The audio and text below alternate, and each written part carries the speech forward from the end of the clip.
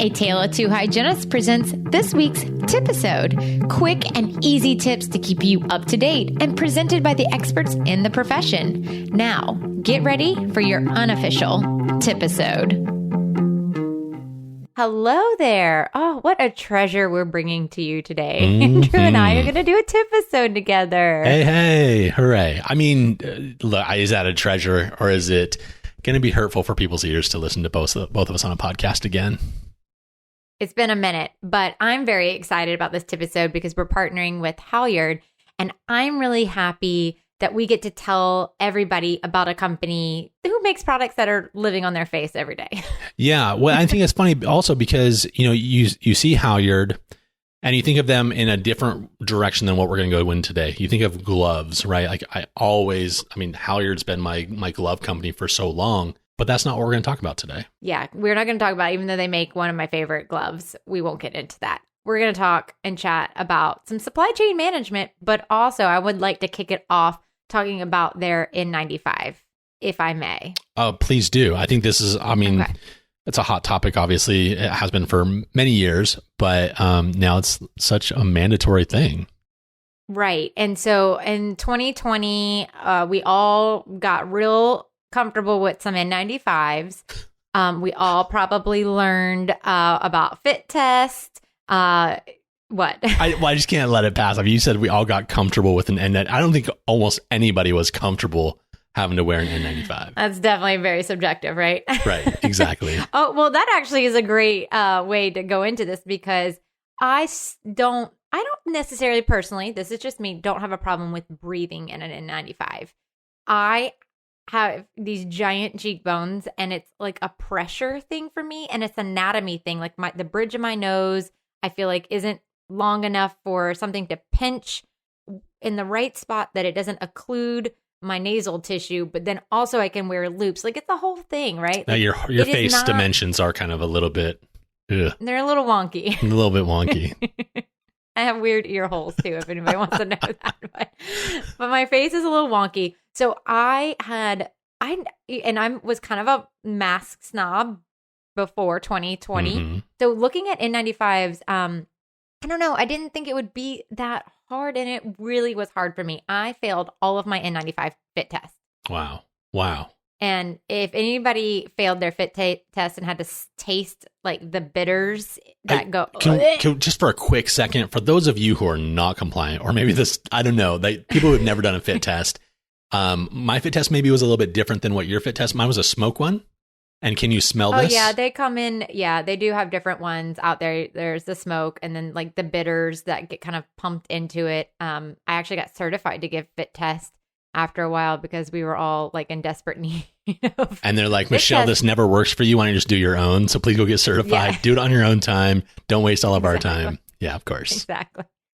Well, we actually, I had a conversation. I reached out to a bunch of manufacturers, and that's the upside of being who we are. We have some access to manufacturers. And I was like, can a girl get an N95 that's small?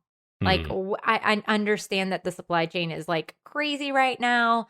It's so hard to find, but I don't even know what to do at this point. I cannot do aerosol generating procedures. And this was out obviously back in June and July and August time. And I'm like, so I got this Halyard mask. So this is the Fluidshield Surgical N95. And it was one of the very few that fit my face, that passed the fit test. And because I have that weird like feeling of I don't want the pressure on my face so much. Mm-hmm. And I have a very specific spot where the mask needs to sit on the bridge of my nose. So I'm not going to be mouth breathing the whole time. That's a whole other world.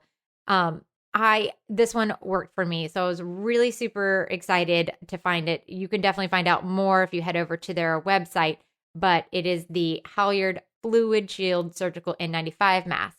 So this is NIOSH approved to filter out at least 95% of very small particles, including bacteria and viruses. And it's FDA cleared and is a class 2 medical device. And I just want to give a friendly reminder to the world that when they are FDA cleared, especially as a medical device that you're wearing on your face, your medical waste, we want to make sure that we are following the instructions for use if it says dispose of at X amount of minutes or after each patient, then that is what we're supposed to be doing because that is what the FDA said. And this isn't, just some flippant stuff on the back of a box, right? Like this is an FDA situation. And the other thing that I would say that I like, I don't have like a ton of room in my room. Like I have a shelf that's kind of skinny and narrow. I have very little room for things like a box of masks. And so the cone shapes were just not working for me in my storage situation.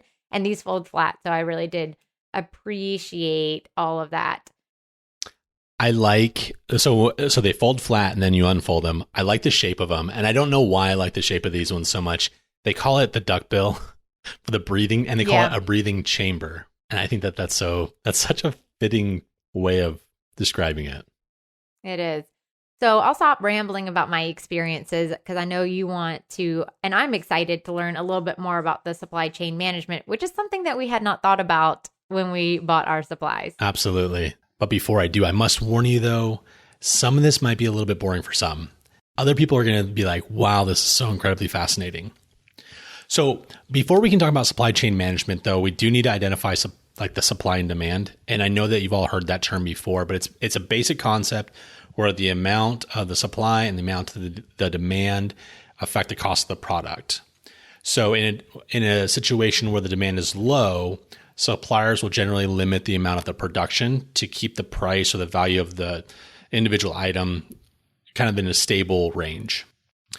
An example of this would be the recent experiences we've had with the cost of oil. During the shutdowns of the pandemic, all the demand went down because no one's really traveling.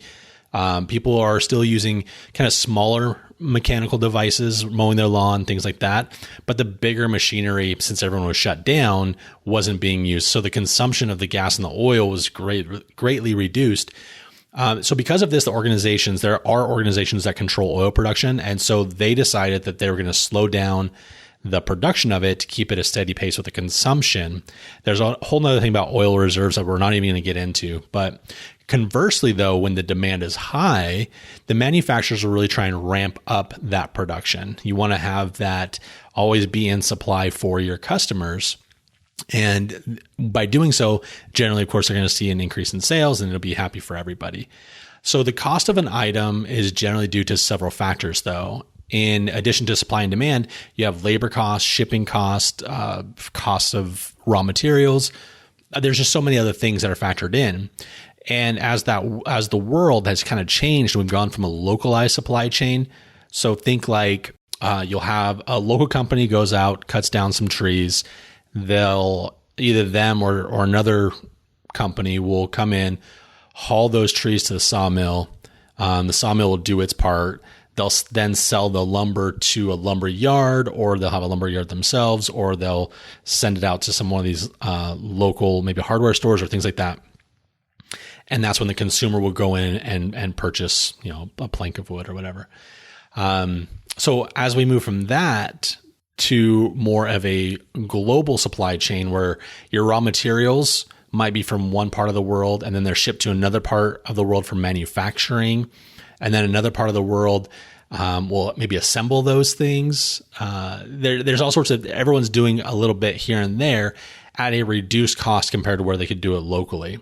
And so the idea is by doing it that way, everyone's working together. You have a product that's coming out at a lower price. And so things have gotten really interesting. They'll try and reduce the costs of either labor or raw materials in other areas of the world to keeping that price in check. And things were generally working pretty good until, of course, the pandemic of COVID-19. There's actually a really great podcast from, it's called Business Casual. And the title of the episode is Your Crash Course in Supply Chains, Globalization, and COVID-19, featuring the Dean of Wharton School, Jeffrey Garrett. I really suggest that you check it out. If any of this sounds interesting to you, I would definitely listen to that one. He kind of goes into whether it's good or bad that we've had this disruption in global supply chain. Anyways, so you're asking yourselves, Andrew, like, why are we talking about supply chains at all? And so the company I work for, and probably your offices as well, have been hit really hard by this disruption in that global supply chain. I've heard so many unfortunate stories about shipping being delayed or lost coming overseas. we don't have our masks, we don't have our gloves, we don't have the things that we need to do our job. And so those once reliable outlets that we had, they're completely gone. And this is where Halyard has really shown their ability to shine when we've needed them the most. So Halyard's masks are made in America, and they do not rely upon the shipping over the ocean. So from fabric to finish, everything is right here in the Americas. And they have ramped up their N95 mask production to meet the customer allocation. And even during the pandemic, those levels of allocation have stayed constant. They've been able to supply everybody. So Halyard has a reliable supply every single day. They control the manufacturing, again, from end to end. And that, my friends, is why we're talking about supply chain management. Well, we hope you guys learned a little bit about supply chain management. And if you have a tiny little face or, a regular size face, you should just check out this mask from Halyard. And you can learn more at halyardhealth.com or products.halyardhealth.com. And that's HALYARD. We hope you enjoyed this week's TIPisode. Be sure to reach out to our guest experts and let them know how helpful their tips were. Follow A Tale of Two Hygienists on Facebook, Instagram, and head over to ataleoftwohygienist.com and subscribe to our newsletter. You can also email us at ataleoftwohygienist@gmail.com and keep listening for more awesome content from your unofficial dental hygiene podcast.